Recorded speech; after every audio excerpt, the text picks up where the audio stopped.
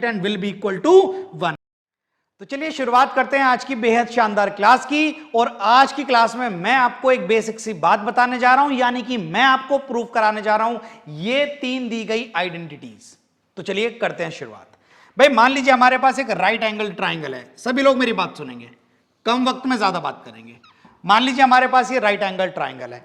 अब यहां पर हमने इस एंगल ट्राइंगल का नाम दिया हुआ है ABC, ठीक है जी, राइट एंगल ट्राइंगल है। अब मान लीजिए ये हमारा एंगल थीटा है। अगर ये हमारा एंगल थीटा है तो इस एंगल थीटा के लिए ये हमारा बेस कहलाएगा, और ये इस एंगल थीटा के सामने ये हमारा परपेंडिकुलर कहलाएगा, और अगर ये परपेंडिकुलर तो इसके जस्ट सामने जो है वो हाइपोट कहलाएगी। क्या बोला मैंने? ये मेरा बेस कहलाएगा, ये परपेंडिकुलर कहलाएगा, और ये मेरा हाइपोट कहलाएगी। और पाइथागोरस थ्योरम से एज वी नो दैट, जैसे कि हम जानते हैं कि as we know that, Pythagoras theorem से हम ये जानते हैं, पाइथागोरस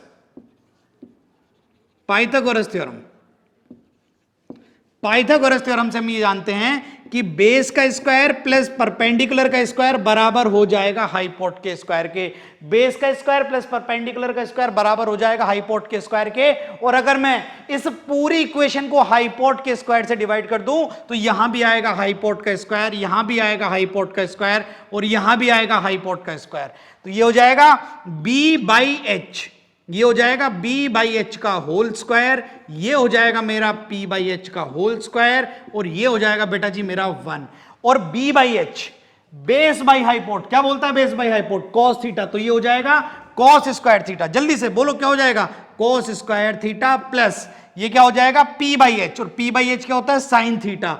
तो साइन थीटा का स्क्वायर हो जाएगा sine square theta and will be equal to 1। तो इस बात को हम बड़े आसानी से प्रूव कर सकते हैं कि sine square theta plus cos square वही same angle theta will always be equal to 1 irrespective of that कि वहां पर थीटा क्या होगा। इन द सेम मैनर हम अपनी सेकंड वाली बात को भी प्रूव कर सकते हैं पाइथागोरस से। अभी हम ये जानते हैं कि बेस का स्क्वायर प्लस परपेंडिकुलर का स्क्वायर किसके बराबर है? हाइपोट के स्क्वायर के बराबर है। किसके बराबर है? हाइपोट के स्क्वायर के बराबर है। अगर इसी बात को मैं पूरी इक्वेशन को परपेंडिकुलर से डिवाइड कर दूं तो by P square by P square by P square, सभी लोग मेरी बात सुन रहे होंगे।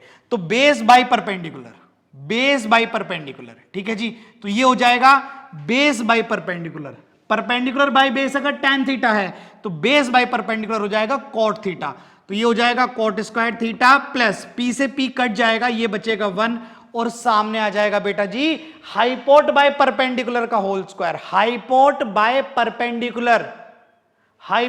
परपेंडिकुलर बोले तो कोसेक थीटा का होल स्क्वायर। तो यहां से एक दूसरी आइडेंटिटी भी प्रूव हो जाएगी, 1 प्लस cot square theta will always be equal to cosec square theta. और हां तीसरी आइडेंटिटी देखिए, पाइथागोरस से मैं जानता हूं कि बेस का स्क्वायर प्लस परपेंडिकुलर का स्क्वायर बराबर है हाइपोट के स्क्वायर के। और ध्यान से देखिए, मैं हाइपोट के स्क्वायर से भी डिवाइड कर सका हूं, मैं परपेंडिकुलर के स्क्वायर से भी डिवाइड कर चुका हूं, और अब मैं बेस के स्क्वायर से डिवाइड करने जा रहा हूं। तो बने रहिएगा, बेस स्क्वायर, ये तो 1 हो जाएगा। ये है परपेंडिकुलर बाय बेस का होल स्क्वायर, बोले तो tan स्क्वायर थीटा, बिल्कुल सही पकड़े हैं। और ये हो जाएगा हाइपोट बाय बेस, और हाइपोट बाय बेस बाय हाइपोट होता है कॉस थीटा, और हाइपोट बाय बेस हो जाएगा उसका उल्टा सेक थीटा। तो क्या हो जाएगा? Sec square theta. तो इस तरीके से आप अपनी तीनों आइडेंटिटीज को जो है वो प्रूव कर सकते हैं।